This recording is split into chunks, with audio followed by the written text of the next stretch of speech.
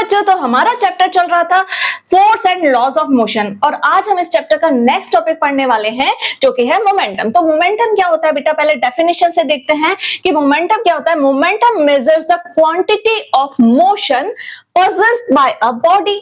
It is defined as the product of mass and velocity of the body. तो बेटा पहली बात तो ये जो मोमेंटम होता है केवल मूविंग ऑब्जेक्ट की जो क्वालिटी होती है, ये क्वालिटी किसकी है? केवल मूविंग ऑब्जेक्ट की। अब मान लीजिए कि आपका एक मूविंग ऑब्जेक्ट है और इसका मास है m, ठीक है, और इसकी वेलोसिटी, मूविंग है मतलब इसमें वेलोसिटी होगी, है ना। तो वेलोसिटी अगर मान लीजिए v है तो इस ऑब्जेक्ट का मोमेंटम क्या होगा? मोमेंटम होगा इन दोनों का प्रोडक्ट, मास और वेलोसिटी का प्रोडक्ट। अब मोमेंटम को डिनोट किससे करते हैं? डिनोट करते हैं हम स्मॉल p से, ठीक है, स्मॉल p से हम इसे डिनोट करते हैं। तो हमारा फॉर्मूला क्या बना मोमेंटम का? p is equal to m into v। अब मैम ये P इक्वल टू mv तो समझ में आता है, लेकिन हमें ये बात समझ में नहीं आती कि हमें इस मोमेंटम को हम देख नहीं पाते, हम फील नहीं कर पाते। जैसे हम फोर्स को देख सकते हैं कि मैंने एक फोर्स लगाया और ये आगे हो गया, पुश हो गया, मैंने एक धक्का दिया आगे हो गया, पीछे पुल किया तो ये पीछे हो गया। अगर मैं इतना चली तो ये डिस्टेंस मुझे दिख गया कि भाई मैंने इतना डिस्टेंस कवर किया, ठीक। वेलोसिटी, मैंने बहुत तेज दौड़ा तो मेरी वेलोसिटी बहुत फास्ट है, मुझे वेलोसिटी भी फील हो रहा है, लेकिन मुझे ये मोमेंटम फील नहीं हो रहा। कहोगे ना आप, होता है ना ऐसा बच्चों। तो मतलब आपको मोमेंटम अगर फील नहीं हो रहा है कि ये क्या चीज है, तो आज क्लियर करते हैं कि ये होता क्या है। तो मोमेंटम क्या है बेटा, ऐसा समझते हैं कि बेटा मान लीजिए कि आप यहां पर खड़े हैं, ठीक है, आप यहां पर खड़े हैं। अब यहाँ पे आप क्या देख रहे हैं कि एक बिल्डिंग से एक बहुत ही हैवी एक गमला, पॉट, जिसमें कि फ्लावर पॉट, पौधा पूरा लगा हुआ है, मिट्टी से भरा हुआ एक बड़ा सा गमला गिर रहा है, ठीक है, गिरने वाला है। और यहीं पर आप देख रहे हैं कि दूसरी साइड एक हल्का सा प्लास्टिक का खाली कंटेनर, प्लास्टिक का हल्का सा खाली कंटेनर गिर रहा है, ठीक है। अब आप देख रहे हो कि दोनों चीजें गिर रही हैं, तो आप क्या ट्राई करोगे? आप किसको रोक सकते हो? आप किसको कैच कर सकते हो? आप इसको ज्यादा अच्छी तरह कैच कर सकते हो या इसको ज्यादा अच्छी तरह? किसको कैच करने में आपको कंफर्टेबल फील होगा? बताइए, सोच के बताइए। आप गमले को कैच करने की कोशिश करेंगे, क्या होगा? इतना भारी गमला, आप उसके मोशन को रेजिस्ट नहीं कर पाएंगे और आपके हाथों में भी चोट पहुंचेगी और आप उसके मोशन को नहीं रोक पाएंगे। लेकिन वहीं पर दूसरी तरफ आप अगर इस कंटेनर को रोकने का ट्राई करते हैं, कैच करने का ट्राई करते हैं, बहुत ही हल्का सा है, आप आराम से उसे कैच कर लेंगे। तो आपने इस एग्जाम्पल से क्या देखा कि यहाँ पर मोशन, इन दोनों ऑब्जेक्ट का मोशन हो रहा है, ठीक है। अब मोशन को आप रेजिस्ट, किस ऑब्जेक्ट के मोशन को आप रोक सकते हैं? जो भारी है या जो हल्का है, ठीक। तो जो भारी है उसका मोशन आप रोकने में बहुत ही डिफिकल्टी फील करेंगे और जो हल्का ऑब्जेक्ट है उसका मोशन आप आराम से रोक सकते हैं। तो हमने क्या देखा कि अगर किसी चीज का मोशन रोकने के लिए ज्यादा प्रॉब्लमेटिक है तो उसका मोमेंटम ज्यादा है, ठीक है।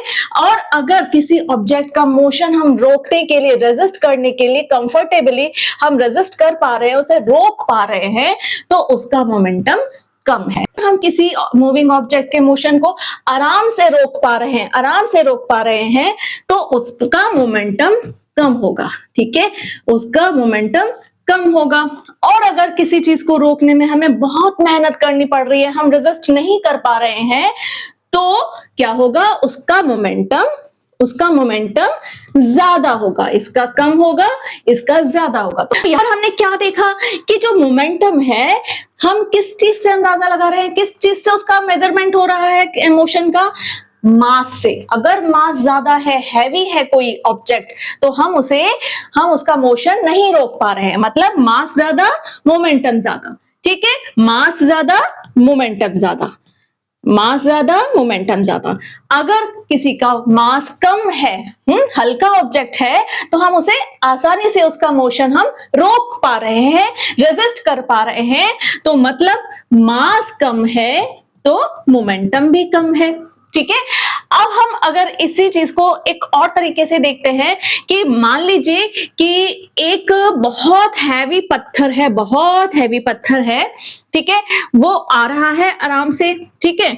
अब उसे आप हैवी है, पकड़ने में आपको प्रॉब्लम होगी, ठीक है, आप उसका मोशन नहीं रोक सकते हैं, मतलब उसका मोमेंटम ज्यादा है।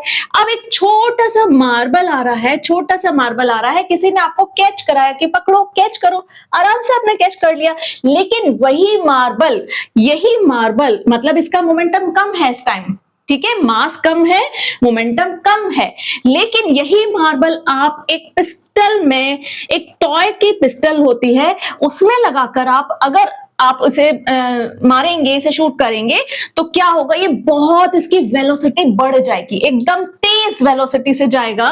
तो आप अगर यहां पर खड़े हैं तो आप क्या उसे रोक पाएंगे? नहीं रोक पाएंगे।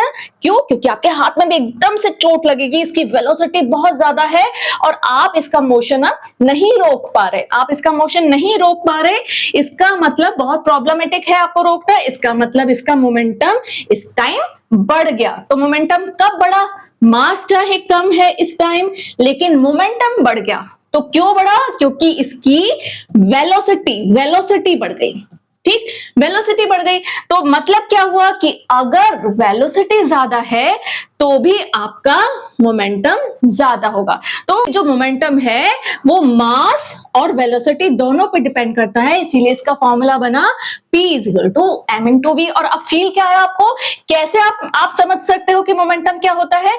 कि अगर हमें किसी चीज को रोकने में ज्यादा प्रॉब्लम हो रहा है, किसी चीज को का मोशन रोकने में ज्यादा प्रॉब्लम हो रहा है, मतलब उस मूविंग ऑब्जेक्ट का मोमेंटम बहुत ज्यादा है, ठीक है, और अगर उसे हम आसानी से रोक पा रहे हैं तो उसका मोमेंटम बहुत कम ही फील हो जाएगा। इसे और अच्छे से फील करने के लिए एक और एग्जांपल देखते हैं बेटा, कि मान लीजिए कोई साइकिल पर बैठकर कोई बच्चा आ रहा है, अब साइकिल बनानी मुझे नहीं आती है, बट इमेजिन कर लीजिए कि ये कोई साइकिल है और साइकिल पर बैठकर कोई बच्चा आ रहा है और एक ट्रक भी आ रहा है, भारी सा ट्रक, ठीक। अब ये जो बच्चा साइकिल चला रहा है, धीरे धीरे साइकिल चला के आ रहा है, आपके आगे साइकिल आ रही है, आप क्या कर सकते हो? उसका मोशन रेजिस्ट कर सकते हो क्या? सोच सकते हो रेजिस्ट करने का? हाँ, सोच सकते हो, हाँ, आपने हाथ से भी रोक सकते हो उसे आराम से।